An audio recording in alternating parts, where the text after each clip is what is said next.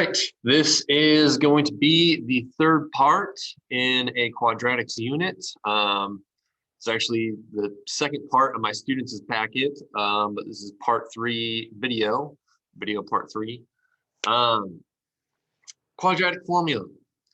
So the other two videos, the first one was factoring, the second one was solving by factoring and using square roots. Now we are going to use the quadratic formula.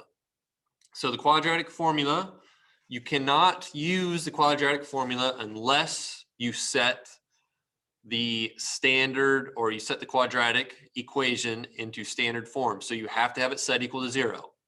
So if it's not set equal to 0, move some stuff around, cancel some stuff out, get it set equal to 0. Once you have it set equal to 0, you should have your coefficients, right? Just the number in front. So a, b, and c, not ax squared, just a, the number in front. If there is not a number in front, it's 1. All right, if it's just x squared, then the leading coefficient is 1. If it's negative x squared, then the leading coefficient is negative 1. And then b and c, same thing there. If it's just plus x, then it's plus 1x. So the coefficient b would be b, or b would be 1. All right, so you're going to plug those in. So we're going to use this quadratic formula, which is x equals negative b plus or minus the square root of b squared minus 4ac, all divided by 2a. Now there's some important things. The inside of the square root, which is b squared minus 4a, that is the discriminant.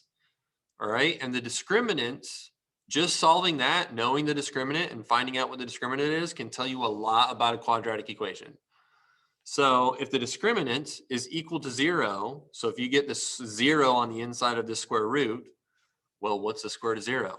0. So the square root of 0 is 0, it just kind of disappears, and you're left with negative b over 2a. Because this bit up here in the top just goes away, because the square root of 0 is 0, and negative b plus or minus 0 is negative b. All right, so you get one real solution. So when the discriminant is equal to 0, when b squared minus 4ac is equal to 0, you get one real solution. And what that means is you have two roots. And by the way, every quadratic has two roots. Two roots. It's a quadratic. The highest exponent is 2. It has two roots. And those two roots are the same number, right? And you're not going to say x equals 2 comma 2. It's just x equals 2. It just so happens that both roots are 2. And that'll make more sense as we go through this. Hopefully it will. If b squared minus 4ac is a positive number, so if it's greater than 0, if it's 10, 20, 25, if it's a positive number, you're going to get two real solutions. All right, two real solutions. That means that your two roots are two different numbers, like 2 and 3, or 4 and 1/2. Two real solutions. If your discriminant is less than 0, if it is a negative number, you're going to get two imaginary solutions. What does imaginary mean? Well, if you go down here, this is two real solutions, right? We have two different roots. This root is negative 1. This root is positive 4, right? We have two different real solutions. This is when the discriminant is equal to 0, and you get one real solution. And in this case, both of the roots, right? Both of the roots are negative 2. So this is something, we'd have like a negative, I don't know what it's being stretched by, but then x minus 2 times x minus 2. The roots are the same. Actually, I should say plus 2. All right, so the roots are the same. Both of these roots are the same. And actually, the shorter way to write this would be negative a times x plus 2 squared, right? Times itself. So the root is the same. The roots are different. Two different answers, two different real solutions. The roots are the same, one real solution. Now here, this down here is the x-axis. All right, this is the x-axis. This quadratic never crosses it. So it doesn't have any real solutions because you can't see them. They're not real. So we end up with some imaginary solutions. And that's going to happen when b squared minus 4ac when the discriminant is negative. So whenever the discriminant is negative, you're going to get two imaginary solutions. So let's get into this. This packet I might be splitting up into two videos also. So you might do part 3 being real solutions and then part 2 being negative solutions. See how long this video becomes. All right, so solving quadratic equations with real solutions using the quadratic formula. So the first thing, and this one's all through it. So I've already done this, color coordinated it for my students. Hopefully it helps them. So this is in standard form and it is set equal to 0, right? You cannot use the quadratic formula unless it is set equal to 0. And then you have the quadratic formula, which is x equals negative b plus or minus the square root of b squared minus 4ac, all divided by 2a. So what you're going to want to look for is you're going to want to look for your coefficients. Like I said, a is 15, b is negative 4, and c is negative 3. And you're going to substitute those in everywhere where this formula tells you to. And I always have, even if it's a positive number, it's just good form until you really get the hang of it to put parentheses around a number whenever you substitute it into an equation or expression. So I'm going to put b where b goes, so negative 4. I'm going to put b where b goes again, negative 4. Minus 4, that's always there, right? I'm going to put a where a goes, 15. I'm going to put c where c goes, and I'm going to put a where a goes. I then I simplify a couple things all at once, but I don't simplify everything at once. So I'm going to do this first part. What's a negative negative? It's a positive. What is negative 4 squared? 16. What is negative 4 times 15 times negative 3? 180. All right. What is 2 times 15? 30. What is 16 plus 180? 196. So here, what I highlighted here is that is the discriminant. So if I go back, if I have a positive discriminant, right? If I have a positive discriminant, I'm going to have two different answers. I'm going to have two different roots, two real solutions, two different roots. And you see that when we keep solving. So what's the square root of 196? It's 14. So then this plus or minus, anytime you take the square root, you get the plus or minus, right? Plus or minus, plus or minus, plus or minus. What's 4 plus 14? 18. What's 4 minus 14? 10 or negative 10. And then you simplify this, so we get two different answers. We get this answer and we get this answer. So you have two different real solutions. Those are not imaginary numbers, right? Somewhere on a graph, this quadratic is going to cross at, let's say this is 1, it's going to cross at 3/5. And let's say this is -1, and it's going to cross at 1/3, right? And it's going to cross, I don't know, it goes down something and it goes through there. So those are my two roots. Those are my two real solutions. All right. That is the ugliest parabola I've drawn in a while. So let's actually solve one. All right. So starting up here, really important. Again, this original problem was not set equal to 0. So I need to get it equal to 0. So I get rid of this negative 5x squared. All right. And I add it over here and I get 9x squared. So I set it equal to 0 first. What is A? A is 9, B is negative 21, C is positive 10. So I'm going to substitute all those in. So B is negative 21. B is still negative 21.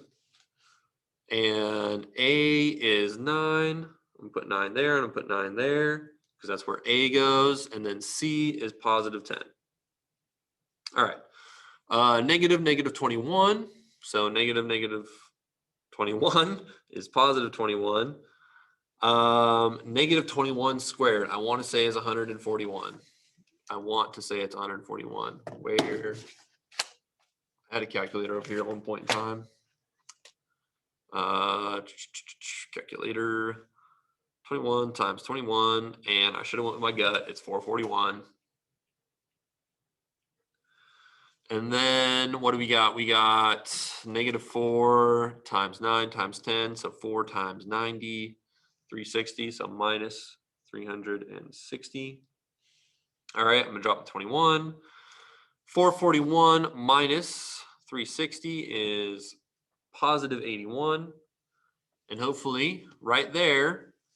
So I'm going to want my students, and it's good for you if you're not one of my students even watching this video, to know what does that discriminant mean. Right now, I can stop right here and I already know, because of the discriminant being a positive number, what kind of solutions I have. I'm going to have two real solutions. All right, I'm going to have two real solutions. And that what that means is I have two, what do I want to say? I have two real unequal roots. Right? My roots are two different numbers. They're unequal. They're two real unequal roots. They're two real solutions that are different numbers. All right. All right, moving on. I don't know why I made that box so big. Drop the 21. The square root of 81 is 9. All right. And oh, I forgot something. This whole place, I forgot something very important, which got to keep track of stuff. What is 2 times 9? 18, 18, 18. And then I split this off. What is 21 plus 9? 30. What is 21 minus 9? 12. All right. So one very last step, I'm going to simplify my fractions, and I'm going to get x equals, I can divide a 6 out of them. So 5/3, comma, divide a 6 out of these also, and I get 2/3. All right, so these are my answers. That is fully simplified. It is very important. That zoomed out way too far. Very important that you simplify them down as much as you possibly can. As much as you possibly can. So, two real solutions, two nice looking fractions. Those are rational numbers. Those are rational numbers. Why is it a rational number? Because this right here, this becomes a rational number because this number 81 is a perfect square. That means you get a square root, right? The square root of 81 is 9. It's a perfect square. If that number is not a perfect square, like, I don't know, 17, which is a prime number, then you can't, the radical is not going to go anywhere. So I believe in this next example, maybe, maybe not, we'll find out, is going to be stuck there. All right, so up here, I need to get it set equal to 0. It's not set equal to 0, so I need to subtract 10x and add 4. So make sure to combine those with like terms. So I need to add 4 here, subtract 10x here. All right, and I already did the math. So negative 3x minus 10x, negative 13x, 2 plus 4 is 6. So I know what my b value is. My b value is negative 13. Negative 13. My a value is 4. So 4, 4. And my c value is positive 6. All right, double negative is a positive. Negative 13 times negative 13 is 169. I don't know, what is negative 4? Clear, negative 4 times 6. Negative 96. I'm gonna double check that. 4 times 4 times 6. Yes, 96. All right, minus 96. Drop the 13. Oh, wait, hold on. What's 2 times 4? Not going to forget that this time. Get 8. I'm just going to drop the 8 here. I'm probably going to drop the 8 there. All right. Don't know if I'm going to drop the 8 there. Don't know yet. Drop the 13 down. 169 minus 96. 169 minus 96. 73. Yeah, that's an issue. 73 is a prime number, I think. Let's divide it by 9. 73 divide. No, 9 doesn't go into 73. That doesn't work. And if 9 doesn't work, then I don't think any other number works. So yeah, 73 is a prime number. You know what? I'm gonna double check. I'm gonna do it. I'm gonna double check. Let's 73 divided by 4. Doesn't work. 73 divided by 9 doesn't work. 73 divided by 25 definitely doesn't work. Okay, yeah, it's a prime number. Pretty sure. So you can't get rid of it. You cannot get rid of it. So it's just 13 square root of 73. All right. You can't factor out a perfect square out of that. That's it. Square root of 73. Now this is acceptable answer. That's an acceptable answer. You can separate it out though if you want to be 13 plus the square root of 73 over 8 and 13 minus the square root of 73 over 8. You can separate it out into the two answers. That's okay too. Your teacher might actually want you to do that. For my students, the program, I'm pretty sure, will accept this answer if you type in this bit right here. All right. And I skipped a step. So I skipped a step.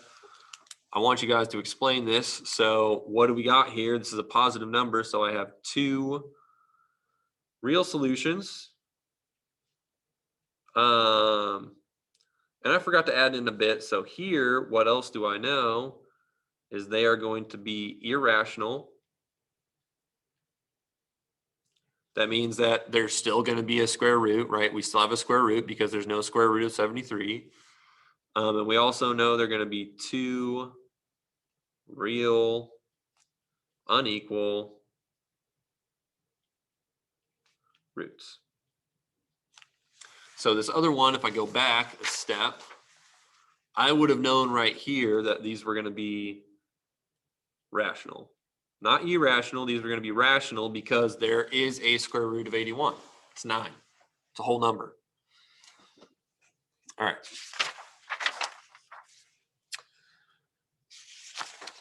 Next one. This one already set equal to 0. Now here's what I was talking about at the very beginning. If it's just x squared, then a equals 1. Right? If there isn't a coefficient in front of a variable, it's 1. We just don't write it. B, negative 10, negative 10. A value is 1, 1. C value is also 1. Negative 10 is positive 10. Negative 10 times negative 10 is 100. Negative 4 times 1 is negative 4. All right, we get, 2 times 1 is 2. Drop the 2. I'm going to drop the 2 again. Don't know what's going on down here yet. So we got 10. 100 minus 4 is 96. So this one you can split apart, and I want to find the biggest number. So I'm going to try 36 first because it's an even. So 96 divided by 36. That doesn't work. Try the next smallest even number or even perfect square, which is 16. So 96 divided by 16. That works. So 16 and 6. 16 times 6 is 96. So I can break it apart. And I'm going to drop the 10 again. What is the square root of 16? It is 4. And I can't simplify the square root of 6 anymore, so I just have 4 square roots of 6. And that's all over 2. Now, something that happens here is I'm not actually done. I can simplify this more. Now, I'm going to do this the longer way. So I'm going to actually add in an extra step of breaking this apart. Actually, I'm going to break it apart off to the side. So, no, I can break it apart right here. Yeah, so let's do 10 over 2 plus or minus 4 square roots of 6 over 2. Right? So you can I do that? I don't know if I can do that. Why am I so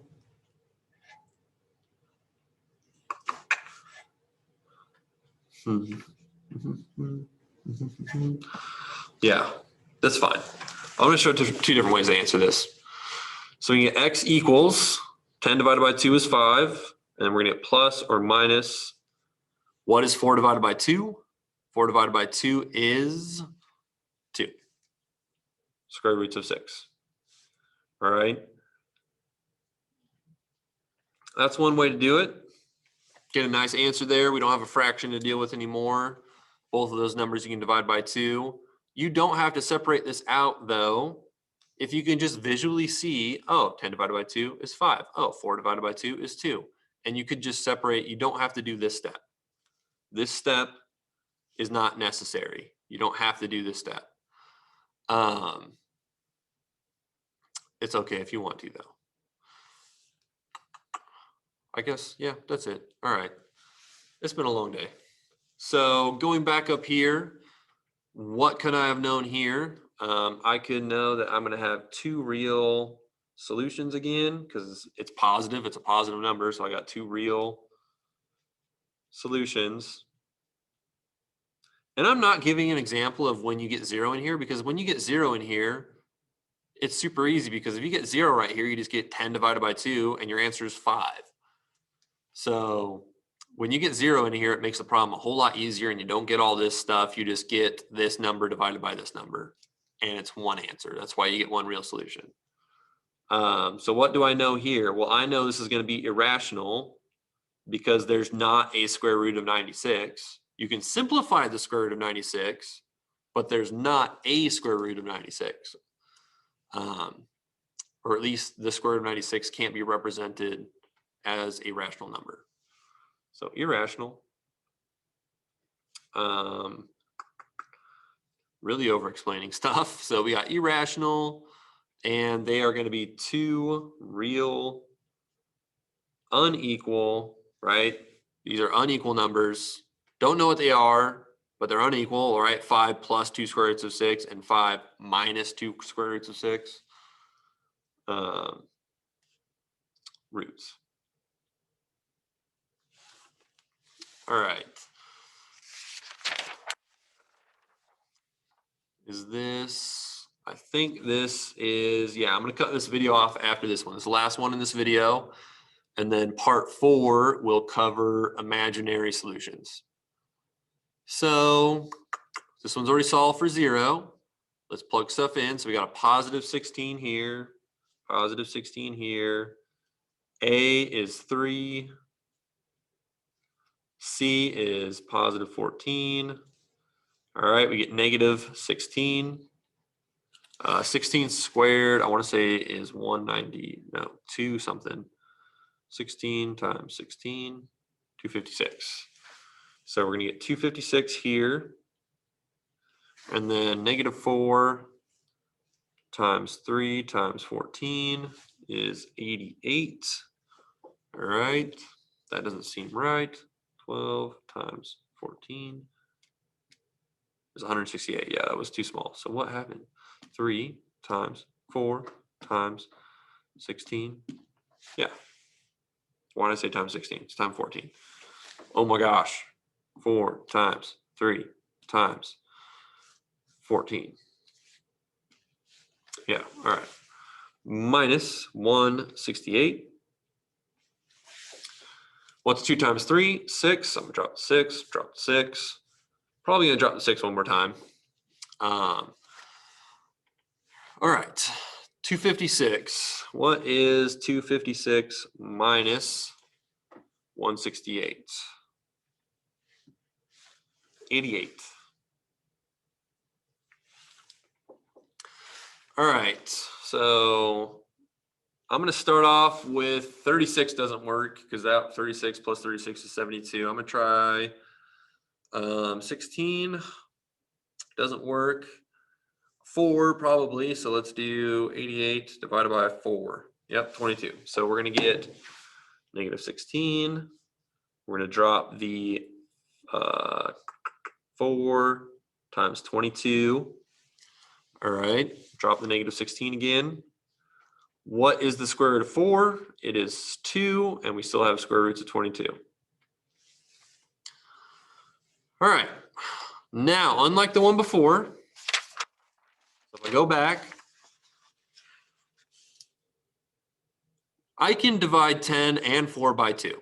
I can divide 10 and 4 by 2, right? And it works out. 10 divided by 2 is 5. 4 divided by 2 is 2. Here, though, can I divide 16 by 6 and get a whole number? No. No, you can't. But you can simplify this fraction, right? What is a number that goes into 16, 2, and 6? 2, right? So I'm going to divide everything by 2. So I'm actually getting negative 8. And 2 divided by 2 is 1. So I just get plus or minus the square root of 22. And 6 divided by 2 is 3. So what I did there is I divided out a 2. Everything. I divided everything by 2. 16 divided by 2, negative 8. 2 divided by 2, 1. Which is, right, there's a little invisible 1 right here. Little invisible 1 right there. So I got 1 square root of 22. And 6 divided by 2 is 3. So I simplified the fraction. Again, totally acceptable if you separate this out into 2 separate answers of negative 8 plus the square root of 22 over 3, comma, negative 8 minus the square root of 22 over 3. All right, it's technically 2 different roots. So up here we got 2 real solutions. And those 2 real solutions are irrational because there is no square root of 88. So these are irrational. And they are 2 real unequal roots. All right. So I'm going to end the video there because that's all of the real, right? You can visually see them.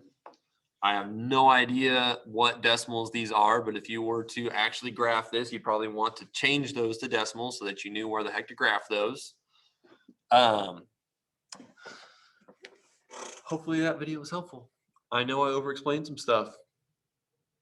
Is what it is. Hope you watched part 4. Thank you for watching.